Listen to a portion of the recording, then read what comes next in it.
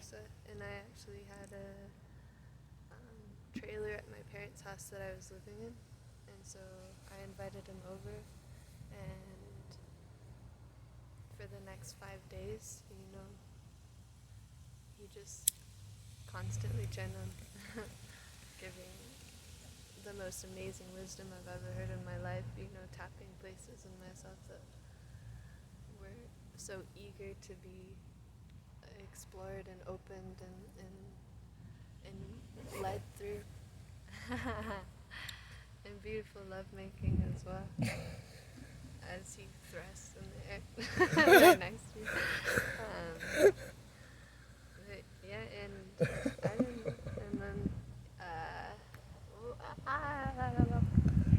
he was leaving after those 5 days to go with Boond to a Tribal Visions festival, and then maybe to Sedona. And he offered me to come with him, and I did. And the best decision in my life, because I can see the enormous amount of growth that I've been pushed and pulled through.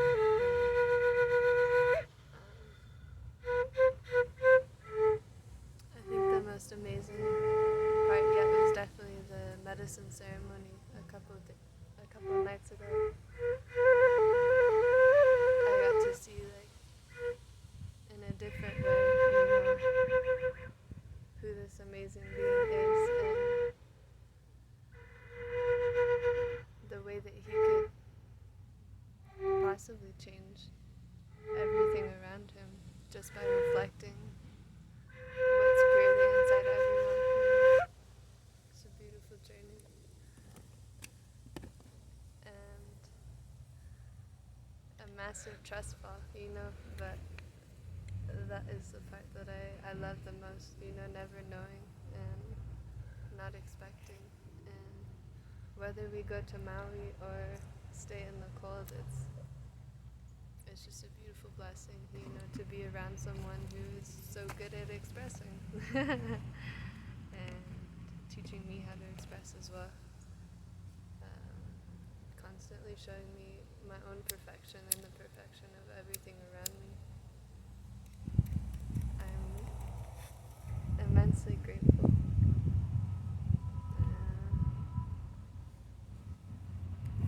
I don't know.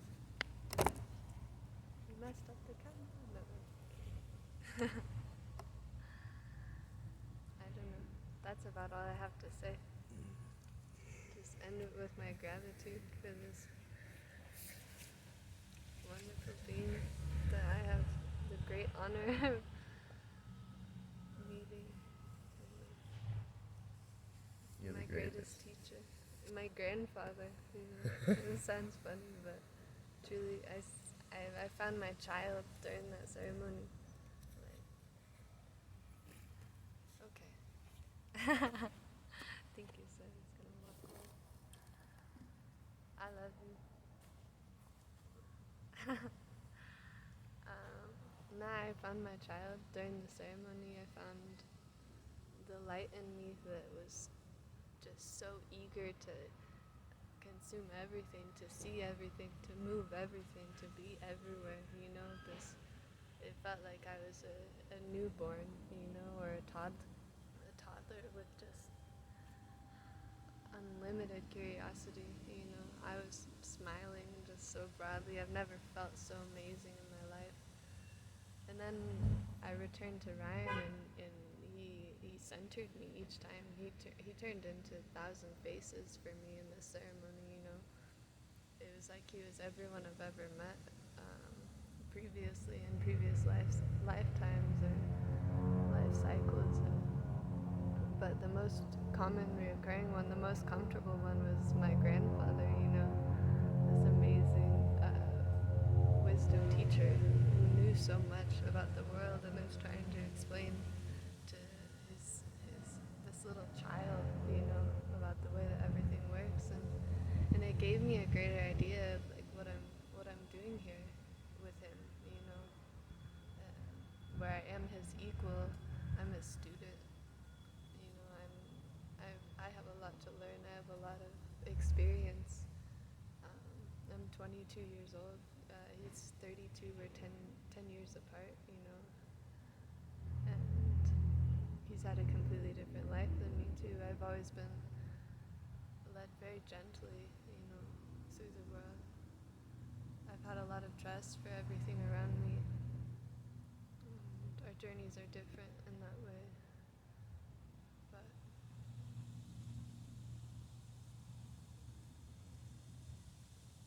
it's amazing. So yes, my grandfather, you know, in a way my elder, my amazing teacher. It makes me want to just sit next to him, you know, as long as I can, as long as our frequencies are matching each other, just to sit and learn from him like a child sits next to their grandfather and listens to all the stories. That's how I feel, exactly. And in medicine ceremony, it showed that to me, that that's my position, you know, that is my level of consciousness, perhaps, as a great receiver, as a listener, as a child, you know. Maybe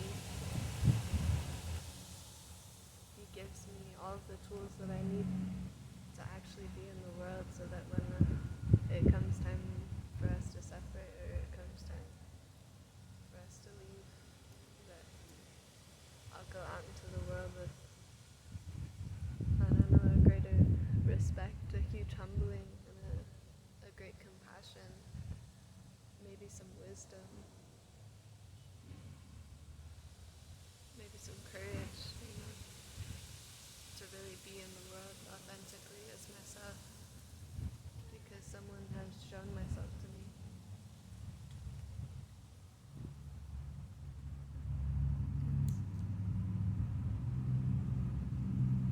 It's an amazing thing. Never did I think that I would receive a teacher too. You know, he's quite perfect in the way that he teaches me, because I can be very stubborn. You know, and he humbles me in the most amazing way. I heard once, it's my favorite metaphor to use, just because it applies so perfectly, that the only difference between an ice cube and the water that surrounds it is that the ice cube is hard, you know, and that it doesn't know that it's the water around it. And so a teacher is someone who comes up to you and holds up a mirror and heats the ice cube up so that it can melt, and so it can realize that it's water. And that's what I am witnessing here, you know, the heating up, the transformation, all the levels of embarrassment or shame, or happiness, or joy, you know, it's all heating me up in the most brilliant way, allowing me to see myself clear and clear, allowing to see everything around me as part of myself.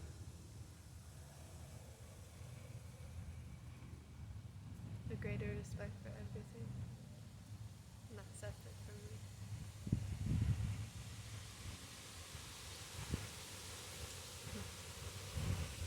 I wonder how long he's gonna sit over there so that I can try to explain more deeply. I don't know. It's funny. It's true about medicine ceremony. I had never taken more than one hit of LSD. And that night I took 3 hits. I probably should have done more, you know. I was offered 5. But it was perfect how it was. But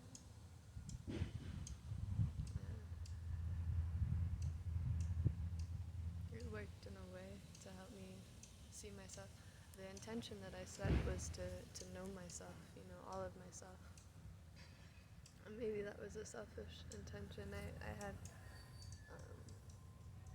I had the intention of before of setting the bodhisattva intention, but for some reason in the moment, um, to know myself was very much on my heart, or maybe my mind, or both. So that's where it led me, and it led me to the greatest reflection. So I can't say that it was perfect, but I also would like to try to set the bodhisattva's intention if we have another medicine ceremony to see where that brings me. If it brings me to a greater level of authenticity and expression.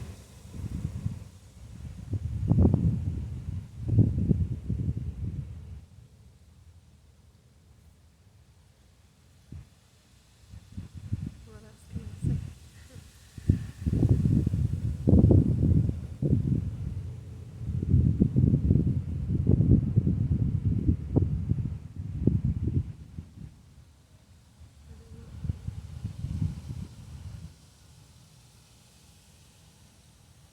It's also very beautiful to be around someone that um, feels the land, as much as I do, but who vocalizes it so impeccably. Because I have this great respect for all the tree people, the cloud people, the stone people, and the birds. Constantly, it's what has driven me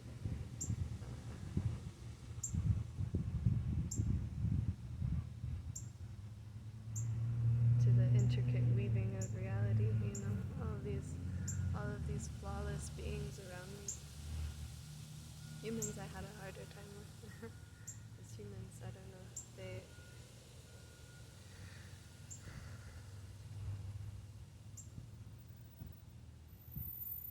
don't know what the best way to describe that would be, but I'm learning from Ryan that humans are perfect too. I had this block for a long time that maybe people were not so perfect. That's why I remained in the trees and in the wilderness, but now I can see, people are as much nature as trees are nature. Buildings are as much nature as flowers are nature. It's a beautiful shift in perspective to see everything as perfect.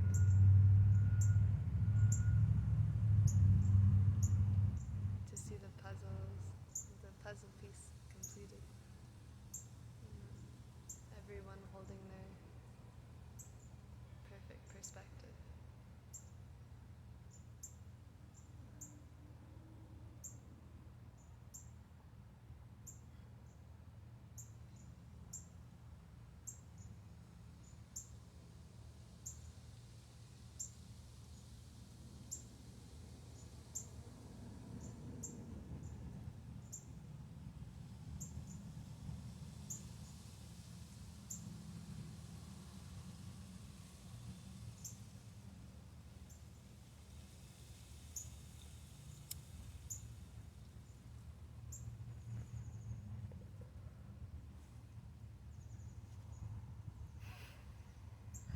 Seems like he's gonna be playing with the rocks forever. I don't know how long I can express.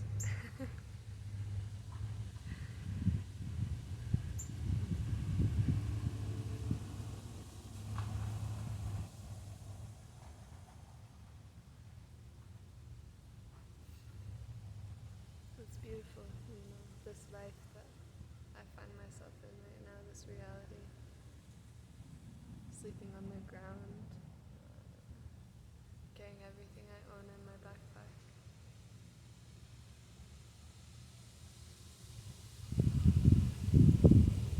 It's quite real. Quite the trust involved in allowing everything to be just as it is.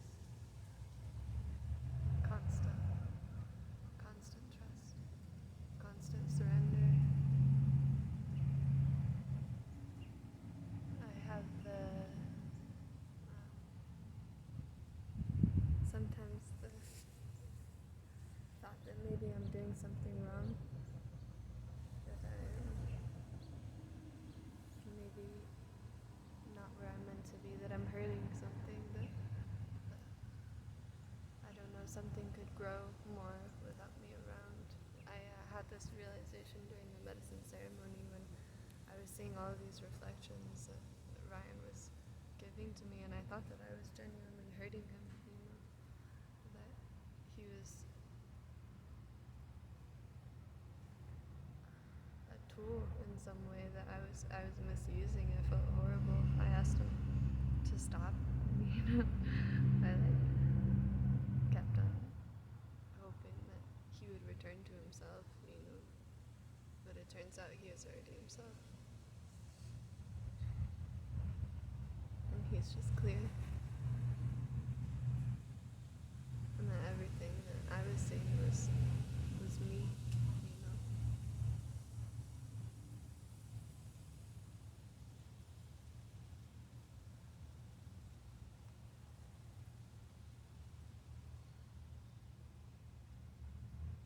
And that is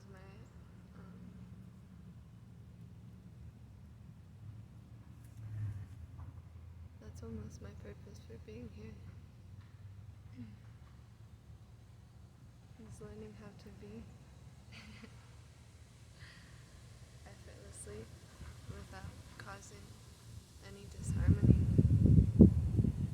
It's important for me to be in harmony with everything. But I realize now that that's not necessarily always kindness or always happiness. It's all parts of me, all expressions.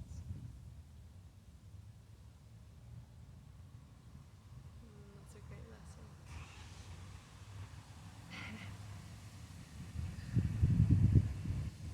Thank you.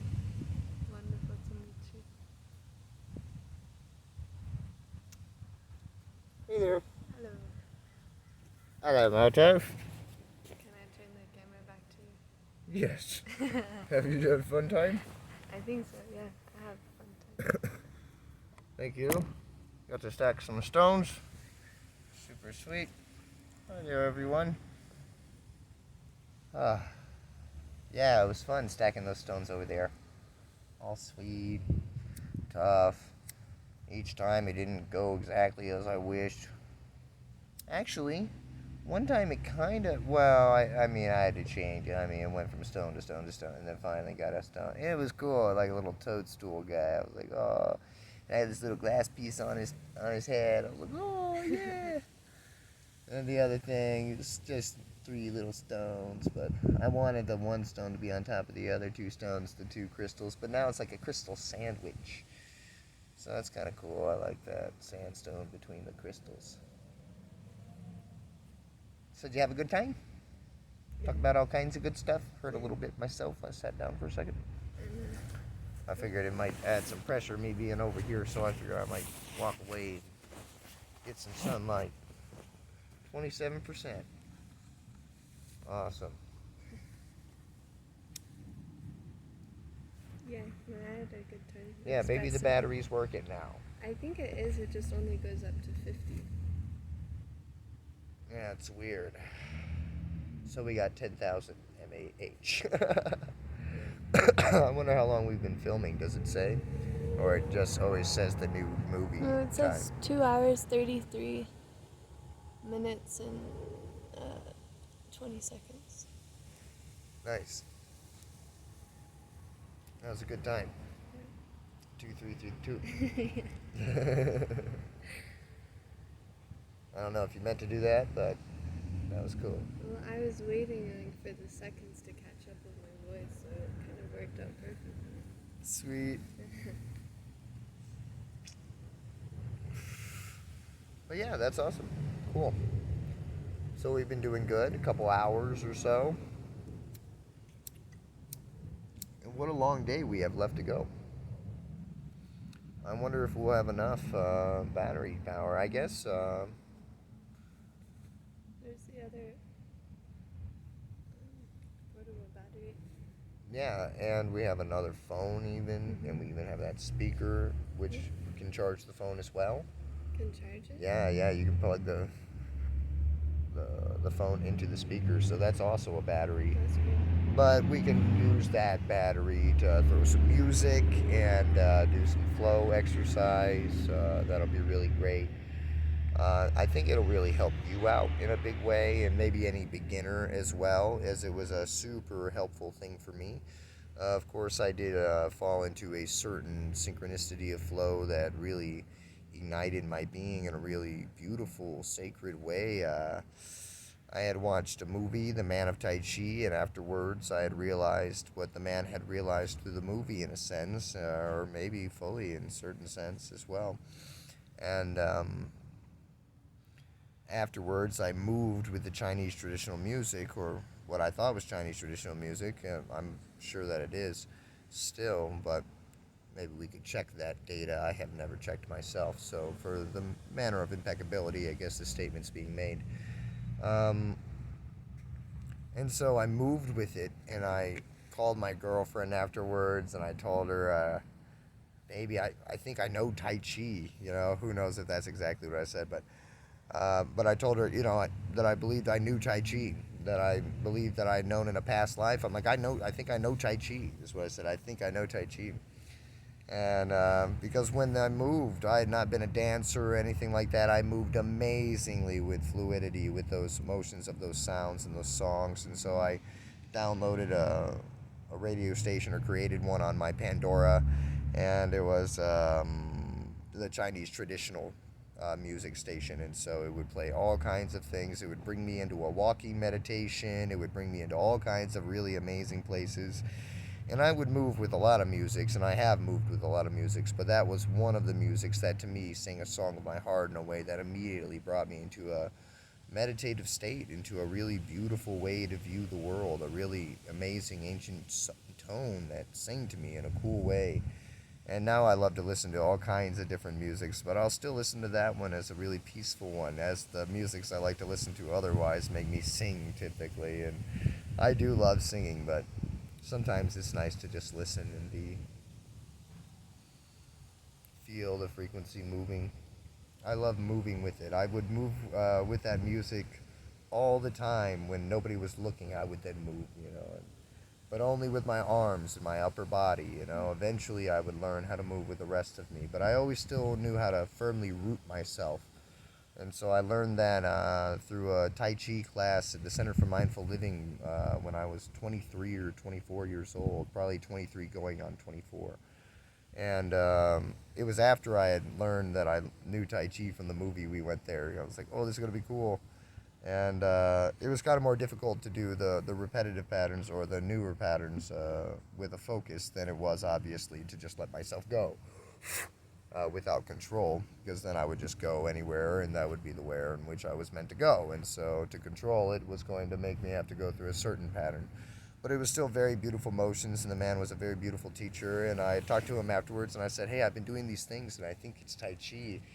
And I kind of showed him a little bit, or told him a little bit, and he's like, as long as it's circular motion, as long as it's a continued fluidity, you're doing Tai Chi. So he told me I was doing Tai Chi, and then he showed me another motion, was how to root yourself and to sit into your root, to take a seat into your butt, have your legs strong and sit. Ugh. And then he showed me how to, something like parting the clouds, or something of this nature. And it was a way to accelerate one's energy, to bring one's energy up, to also perhaps sift through the waves of one's consciousness in a sense. Beautiful little introductory practice. I, of course, being a very undisciplined practitioner, I was unable to do this very often, but I got the quick little download, and that was able to translate into the amazing energy teachings that were brought to me through medicine ceremony, through surrender to the breath, and the practice as it continued to grow throughout life. Earlier, we were beginning to speak about how I had learned key energy from a kid, Antonino Morales. And like I said, you can look him up on Facebook. Just kidding around. But anyways, And he had told me a story from his brother who had told him how to gather energy. And so I learned key energy at this young age and learned how to gather energy and then form it into a ball in front of me. And of course, myself, I had never seen the ball created, but I had had him say that he saw it, and he was a liar typically, so I wasn't going to really be able to believe him very much. And then my brother, my stepbrother, and my stepsister, they all saw it too, which they're my brother and my sister as well. But they all saw it too. But it was a glowing purple light coming from my hands, glowing onto my face and chest. And to this day, they'll tell me that that was the truth. And so I say that every time because I was something I reverberated and said for so long as I explained the story because it seemed so outrageous, audacious, just audacity, just insane to propose such an idea as the visible, tangible creation of energy through one's breath and body and focus visualization and the bringing in from the earth and this into the center, and then after the gathering of such energy, the sending through the system and out the hands to create such a thing. Later on, I would create another one visibly to a friend, two of them visibly to a friend, a girlfriend of mine, a partner of mine. And we would do much energy work together, actually, sending energy to one another. Whereas by that, I mean she would be the receiver and I would be the sender. And she was like the guinea pig, and I was the practitioner trying to see and trying to also make sure I didn't cause any harm. So this was